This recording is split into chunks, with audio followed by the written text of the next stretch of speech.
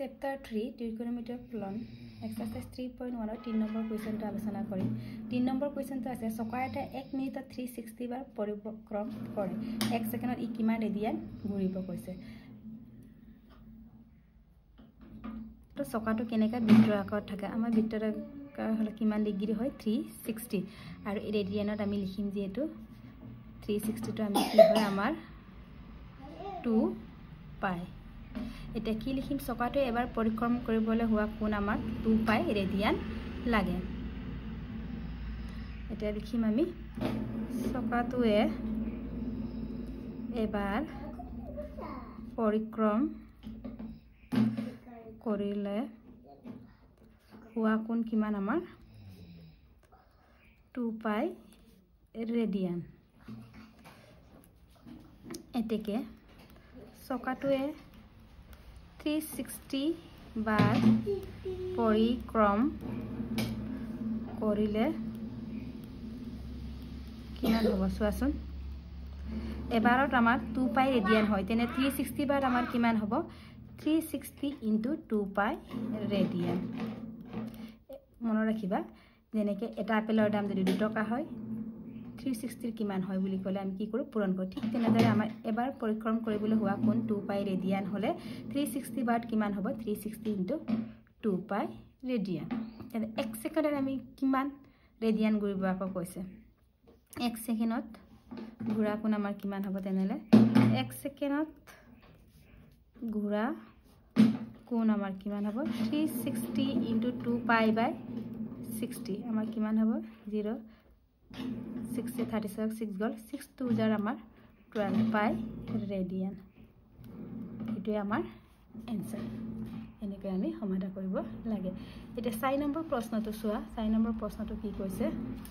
4 number প্ৰশ্নটো চোৱা এটা বৃত্তৰ ব্যাসাৰ্ধ 100 cm 22 cm দৈৰ্ঘ্য এটা চাপে কেন্দ্ৰত উৎপন্ন কৰা কোণৰ ডিগ্ৰী মাপ উলিয়া পায়ৰ মান 22/7 উলিয়াব দিছে আগতে মই ধাৰণাতে দিছিলো কি দিছিলো সমাধানটো চোৱা এ লিখেল আমি ইকুৱেল r থিটা পাইছিল l হৈছে চাপৰ দৈৰ্ঘ্য r হৈছে ব্যাসাৰ্ধ থিটা হৈছে আমাৰ কেন্দ্ৰত উৎপন্ন কৰা কোণ এতিয়া আমাক কি দিয়া আছে চোৱা এটা বৃত্তৰ ব্যাসাৰ্ধ r দিয়া আছে আমাক 100 cm আৰু l দিয়া আছে আমাৰ 22 cm তেনে ডিগ্ৰী মান মানে থিটাৰ মান আমি কেন্দ্ৰত উৎপন্ন কৰা কোণৰ মান উলিয়াব লাগে কোণৰ কোণৰ উৎপন্ন কৰা কোণৰ ডিগ্ৰী আমি উলিয়াব লাগে সো এটা আমি বহাও কি জানো আমি জানো যে a ইকুৱেল r থিটা তেন্তে থিটা ইকুৱেল আমাৰ কিমান হ'ব l/r এটা বহাই দিম l বিল আমাৰ 22 r ৰ ভ্যালু আমাৰ 100 এটা 22/100 আমাৰ কিমান 0.22 ৰেডিয়ান আমাৰ এটা ৰেডিয়ানৰ মান দিয়া আছে আমাক কি উলাব কৈছে ডিগ্ৰী উলাব কৈছে তেনেলে আমাৰ কি আছিল ডিগ্ৰী মাপ ইকুৱেল টু 180/পাই ৰেডিয়ানৰ মাপ এতিয়া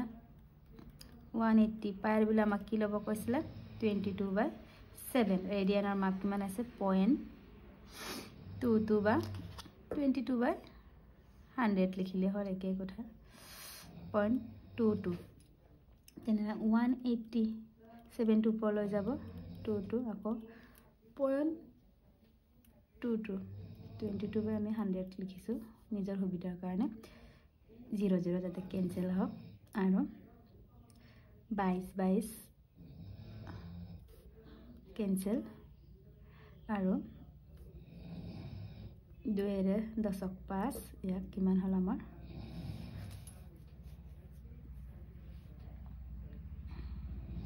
9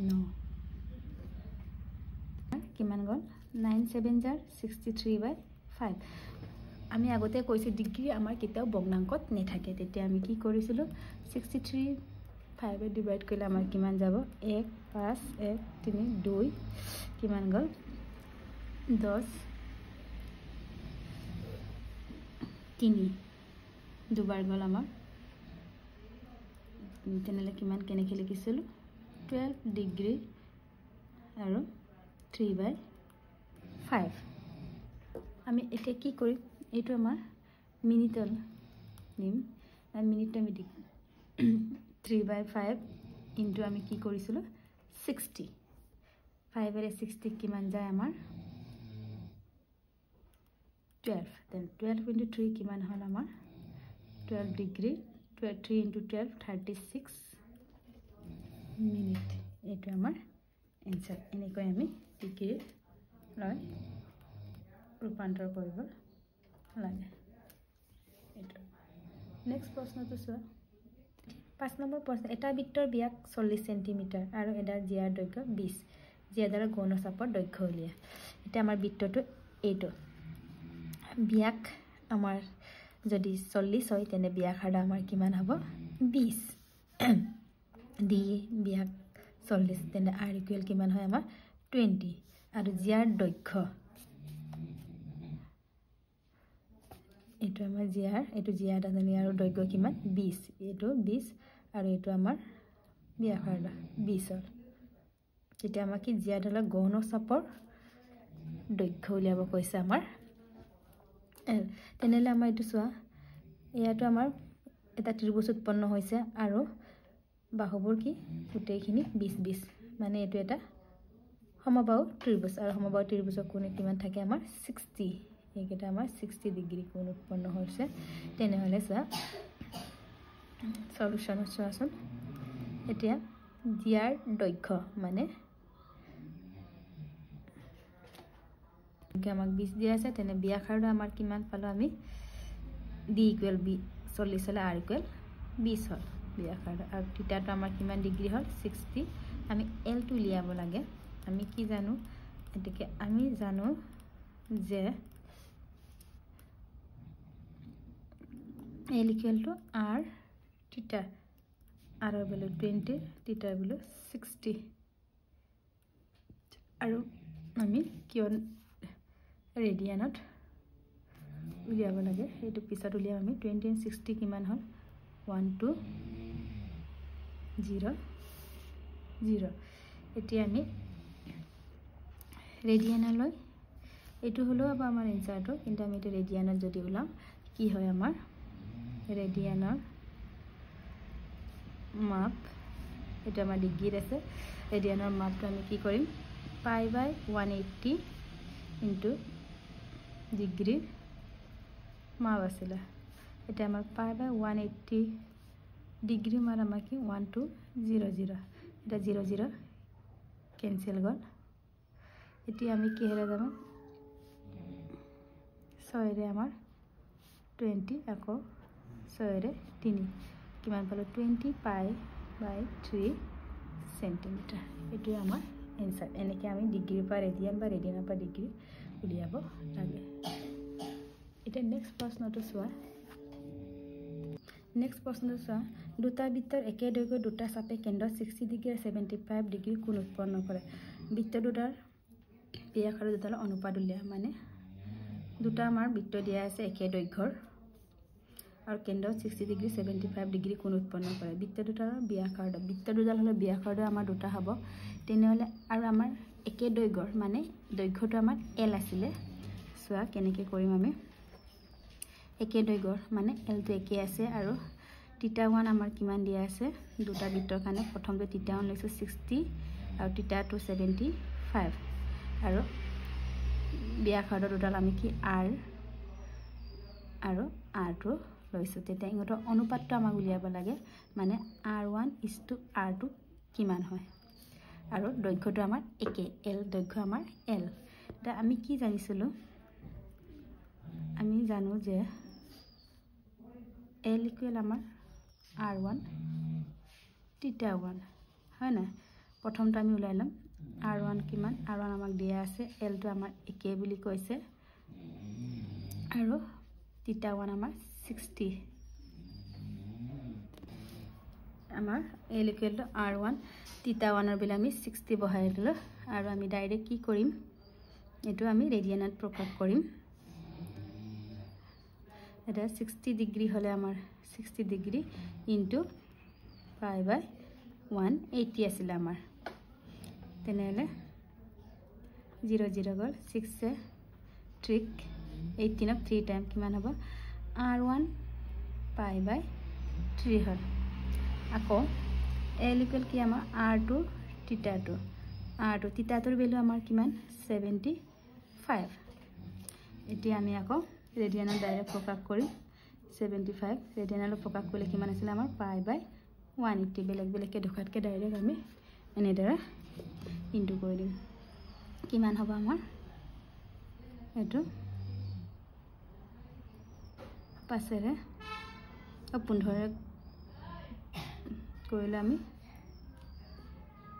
5 আকৌ এটো কিমান 12 তেনেহলে কিমান হ'ল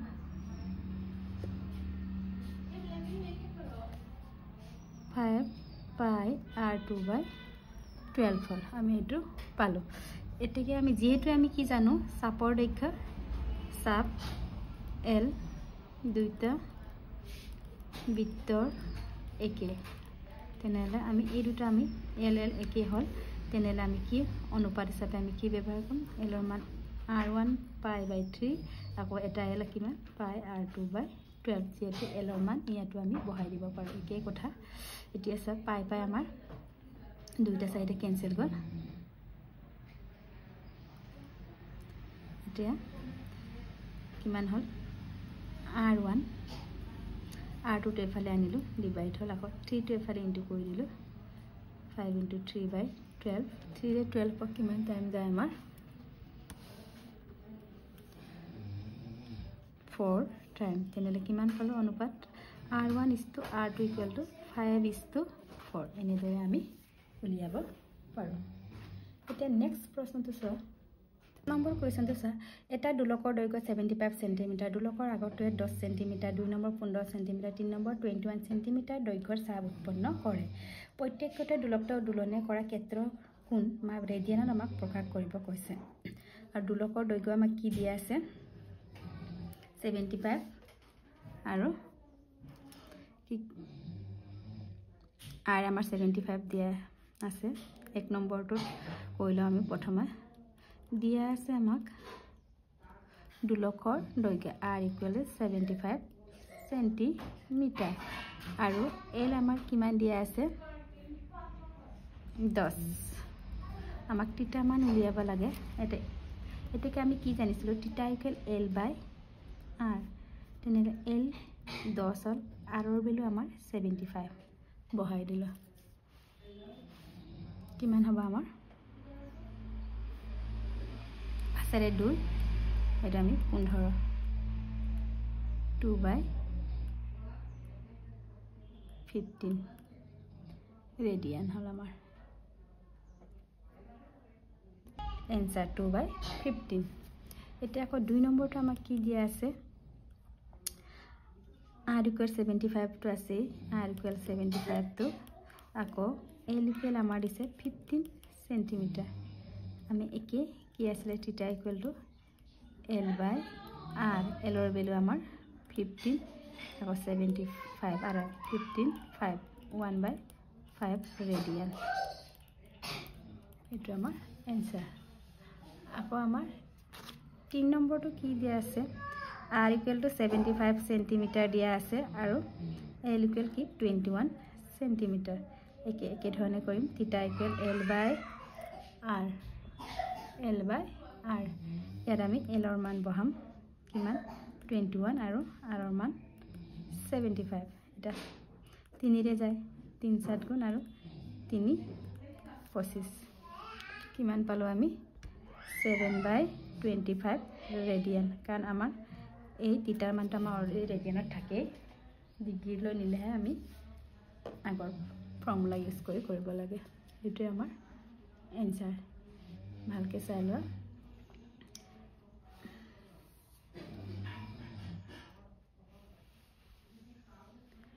ইয়াৰ পিছত আমি 3.2 এক্সাৰসাইজ কোৱেশ্চন সমূহ আলোচনা কৰিম